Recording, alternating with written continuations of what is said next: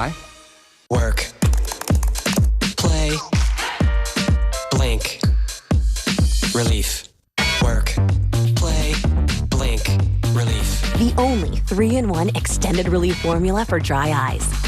Blink. Once retired, Marcus decided, I will never again work for another man or woman. I abandoned my corporate phone plan, and I'll get a new plan with Consumer Cellular for up to half the cost. Let's go, birds. When freedom calls, we're here to answer. Describe the rest of my life in 7 words. 5. 5. Oh, Just like it is now. Oh, that's 5. Just like it is. Yes! She didn't even need 7. Sandra Bullock has always maintained a grateful heart, which we've seen through her many philanthropic works. We leave you now with some of the many ways Sandy has given back. Take care, y'all. Good night. Congratulations on this humanitarian award. How does it make you feel? Human. And that's the magic of Sandy. Often a silent benefactor, she's donated $1 million to the American Red Cross at least 5 times. Anytime. Happening now. Sheriff's investigators are calling this another case of deadly domestic violence. A man shot and killed the mother of his child, but will it lead to murder charges? We'll definitely be learning what happened in the moments leading up to this shooting. Back in April, Miranda Gussanes was convicted of starving her stepson to death. Today, she was back in the courtroom asking for a retrial. What the judge decided coming up. A fresh update from the National Hurricane Center coming in right now. I'll have the latest on Hurricane Beryl and its track into the Gulf in just a bit. News at 5 starts right now. And first at 5, demolition of the building that used to house the First Baptist Church in Sutherland Springs is now on hold after a judge issued a temporary restraining order. This comes a little less than 24 hours after church members were told if they wanted to visit the memorial at the church building, the former church building, before it was torn down, they would have to do so by today. That church was the scene of the deadly mass shooting there in November 2017. A gunman walked into the Sunday worship service and began shooting, killing 26 people. Following the tragedy 6 years ago, the church was then set up as a memorial to the victims. A vote was held to decide the future of that building, resulting in a plan to demolish it. But those who filed the lawsuit have a problem with the way that vote was carried out. Bear County Sheriff's investigators say they're dealing with another case of deadly domestic violence. They say a man shot and killed his wife. He claims it was self-defense. That man now charged with murder. As Katrina Weber reports, it was a little more than a month ago when deputies were called to a very similar scene. Home offered no shelter from harm for a woman at the Woodlake Villas. Bear County Sheriff's investigators say her husband shot her around 8 this morning inside their apartment on Woodlake Parkway, not far from FM 78. They found the door ajar, and she was found laying face down, injured, shot multiple times. They also found the couple's 6-month-old son asleep in another room. He wasn't hurt, but the woman, who was in her 30s, died. At a convenience store nearby, they found her husband and the gun after he called 911 himself. That the male walked into the Valero, placed the weapon on the counter, and made the phone call. He put the gun over there, and the guy over there, he got scared. Gina Ramos was working at the taco shop inside the store and saw the husband pacing as he waited for deputies. He go back and forth, outside and coming here. Sheriff spokesman Johnny Garcia says the man, also in his 30s, told him he shot his wife in self-defense. Garcia says he can't help but notice that what happened here shares some similarities to another case about a month ago on the other side of town. In that May 29th shooting in Northwest Bear County, a man claimed he accidentally shot and killed his wife. He's now charged with murder. We don't work off of excuses, we work off of evidence. And the evidence in both cases are pretty telling. The man involved in this latest shooting was detained but not arrested right away. The investigation is continuing. Katrina Weber, KSAT 12 News. If you or someone you know is in an abusive relationship, please know that there is help out there. You can scan this QR code you see right here on your screen. That will direct you to a long list of resources we put together. You can also visit ksat.com/domestic violence. And tragically, incidents like this aren't all that new. Our community's ongoing domestic crisis is why in 2019, The county court ordered a commission involving every agency from law enforcement to education to collaborate. When the Collaborative Commission on Domestic Violence began, a 5-year plan was rolled out. Well, that 5 years is up, and we're looking at what's been accomplished since then. According to Beryl County, the highlights are beefing up the protective order process and training law enforcement in how to better handle victims. Now they're looking forward to the next 5 years, which mainly involves prevention and educating the community.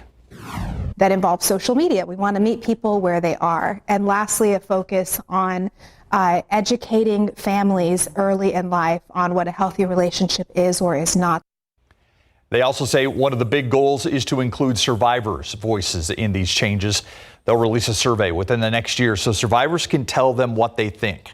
Stay with us at 6, and we're going to go into a lot more details about these changes.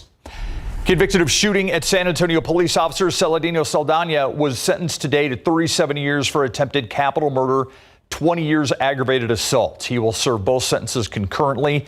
The jury arriving at that punishment after Saldana's family stated he regrets his actions. Prosecutors showed the jury police video that they say shows Saldana firing shots at officers back in 2022. The officers returned fire, hitting Saldana, who's now paralyzed from the waist down.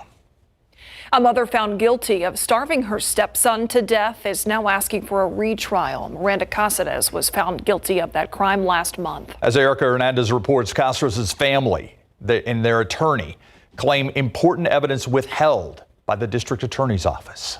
Most importantly, the jury didn't get to review those records. Defense attorney Anthony Cantrell filed a motion requesting a retrial in the case against Miranda Casares. Casares in April was found guilty of injury to a child and sentenced to 25 years in prison. In 2021, 4-year-old Benjamin Cervera died by what a medical examiner ruled was starvation. Casares, along with Benjamin's father, Brandon Cervera, were charged in the case. In court Tuesday, the defense told the judge that important medical records from a week before Benjamin's death were not given to him by the DA's office. Were harmful to my client, harmful to her case in chief, in that her experts, Dr. Gephardt and Dr. Anderson,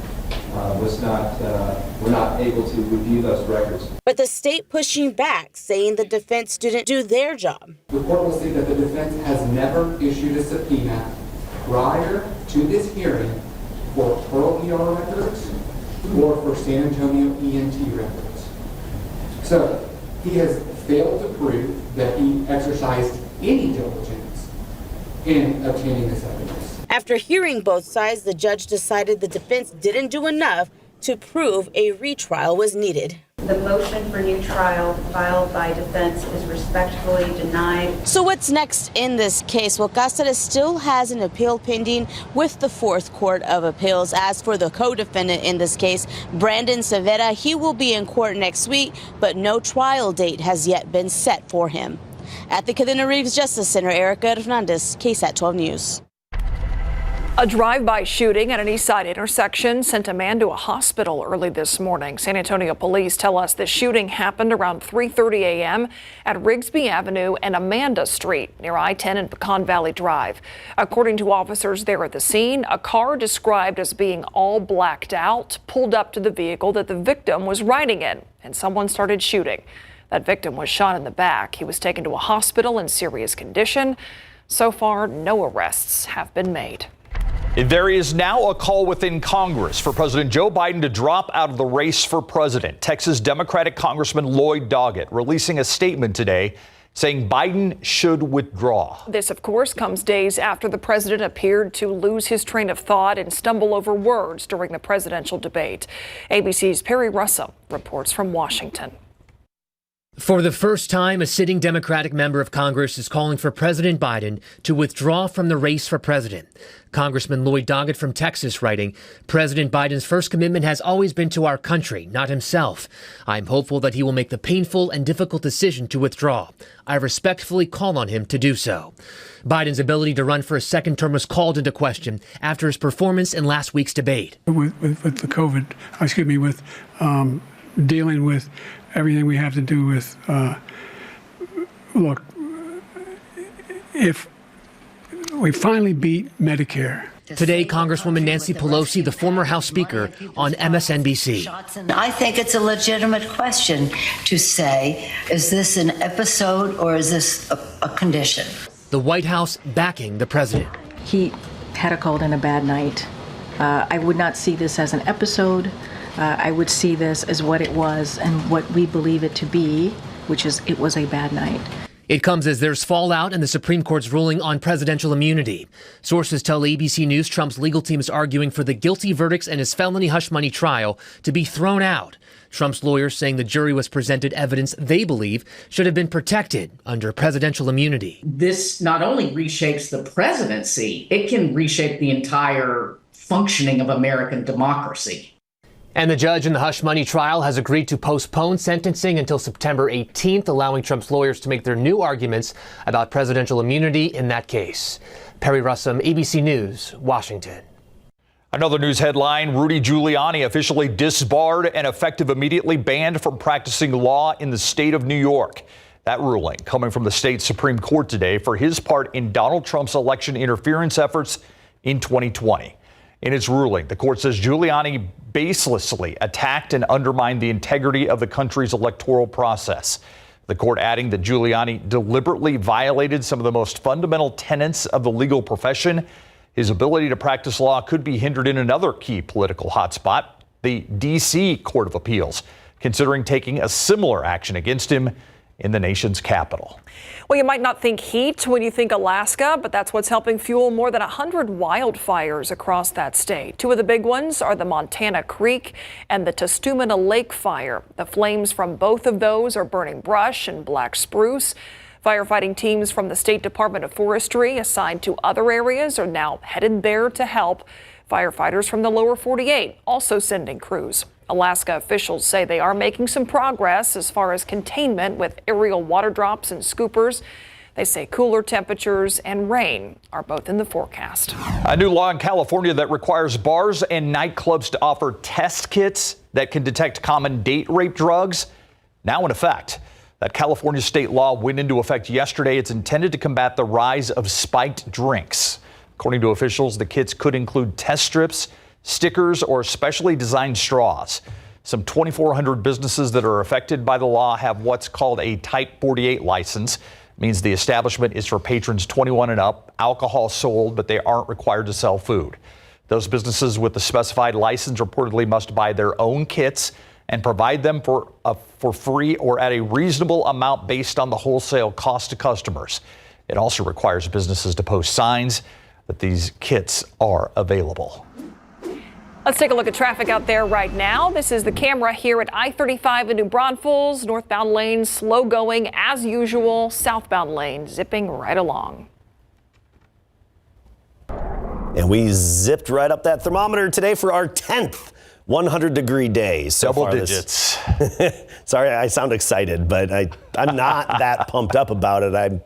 It's just a good day, okay? Let's look at it that way. But it was 100.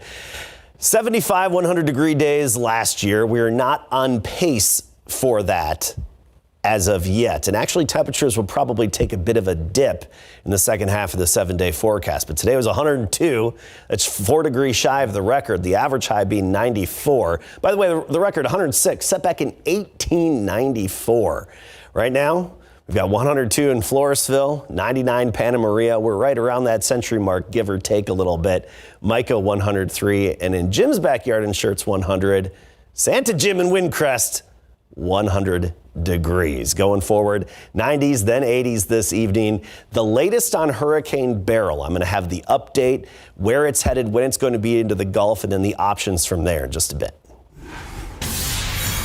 Thank you, Adam. Still ahead, they may be convenient, ready to eat, and tasty, but a new study says you may be getting more than you bargained for with these foods. We're giving you a look at the risk of ultra-processed foods.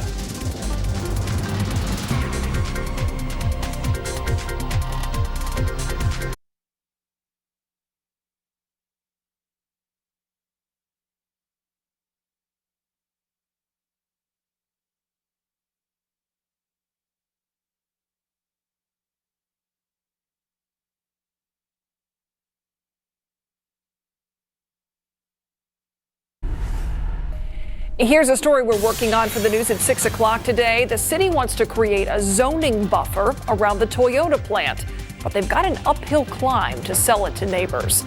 We'll tell you why today on the news at 6. In your health headlines today, sodas, hot dogs, packaged bread. Kind of sounds like your 4th of July grocery list.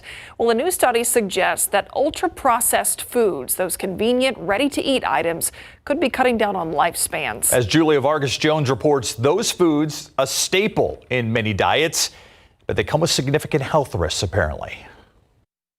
A preliminary study tracking over 500,000 people for nearly 3 decades found that eating higher levels of ultra-processed food may shorten lifespans by 15% for men and 14% for women. One of the greatest culprits, experts say, is sodas and sugar-sweetened beverages.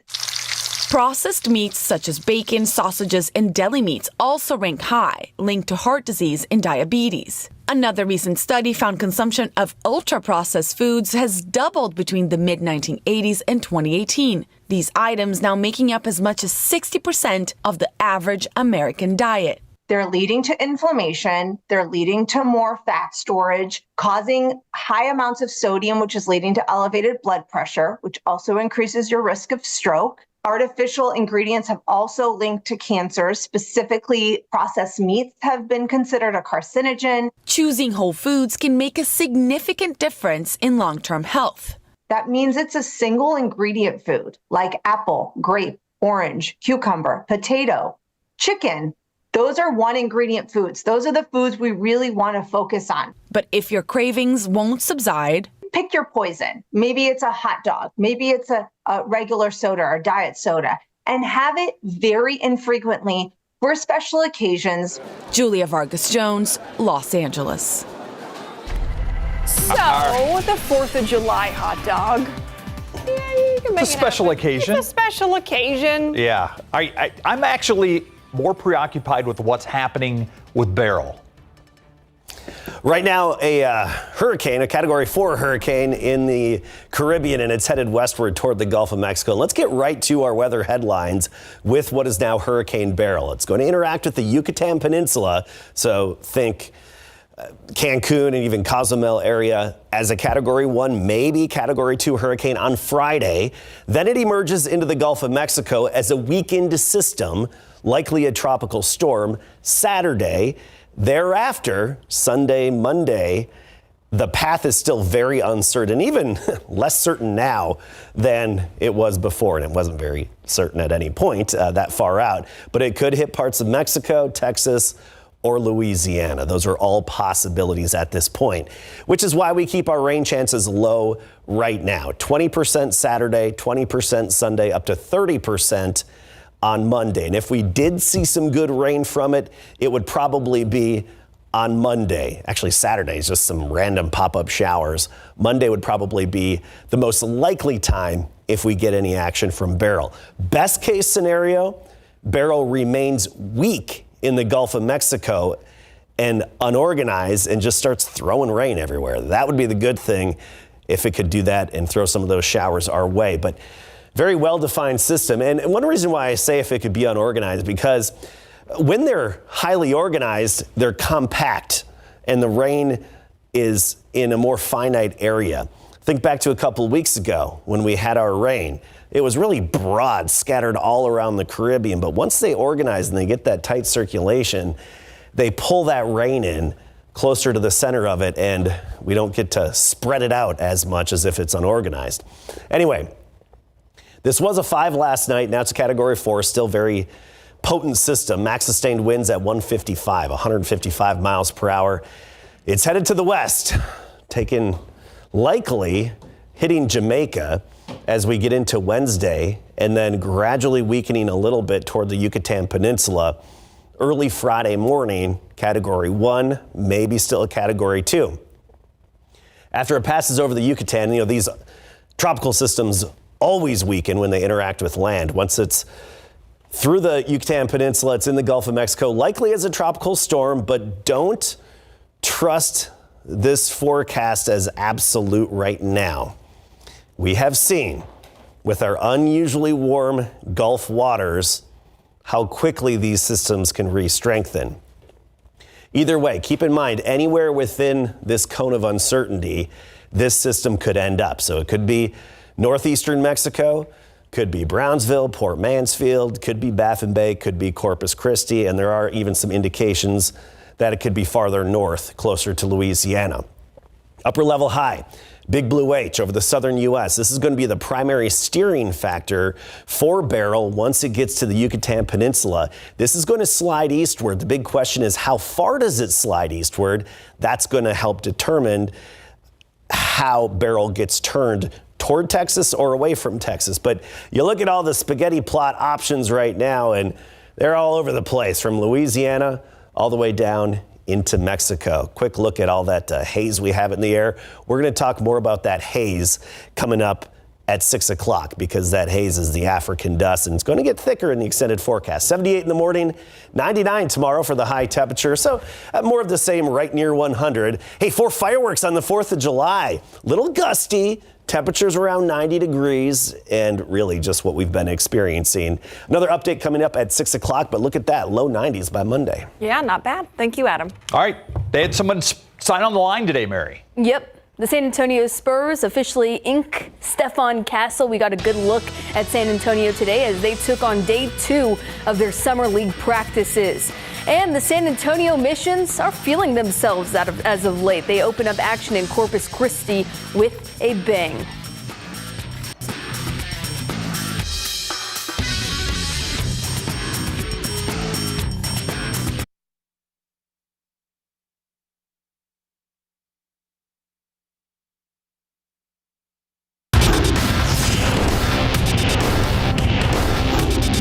He's aggressive, so, and that's what we need. Like, we got a couple of aggressive guys in our team with the Spurs now, so we got Jeremy, we got me, we got KJ, like, so we got warriors in the team. Early into the Spurs Summer League practices, CD Sissoko is loving what he's seeing from San Antonio's Stephon Castle in Big Board Sports. And we already know how the Spurs front office feels about the 6'6" guard that they drafted out of UConn last week. Here's Stephon Castle today, inking his new contract with the Silver and Black organization. San Antonio said they'd been keeping tabs on Castle since he was in high school, and after going one and done with the Huskies, where the Georgia native averaged 11 points on near 50% shooting from the field en route to a national championship, it was a no-brainer for the Spurs to select him with their coveted 4th pick. The terms of Castle's contract were not announced. Castle and the rest of the Spurs 2024 Summer League roster hit the court for their second practice this morning at Victory Capital Performance Center, and Castle already making a strong impression on San Antonio's Summer League head coach Kenny Trevino, as well as Sissoko. You know, he's a stoic person. He's even-keeled. Any mistake he makes, he doesn't really show it too much. Any good play he makes, he doesn't show it too much. He's even-keeled, which is a good thing. He's a great guy, energy guy. Amazing, he can do everything on the court, and I think that's what we need in the team. And now we just had CP3 like 2 days ago, so I think now it's going to be good. The Spurs open up their Summer League competition this Saturday in Sacramento. The San Antonio Missions are coming off of an impressive series win over Midland last week. And last night in Corpus Christi, they kept the good times rolling. San Antonio's Zach Rex opened up scoring early with bases juice. It hit a deep fly ball to right center for a sac fly. And in the same inning, Jared Dale fired a shot to left field. The 3-run bomb gave San Antonio a 4-0 lead as they wanted to win Game 1 of the series 5-1. And Game 2 is tonight at 6:35. We'll be right back after the break.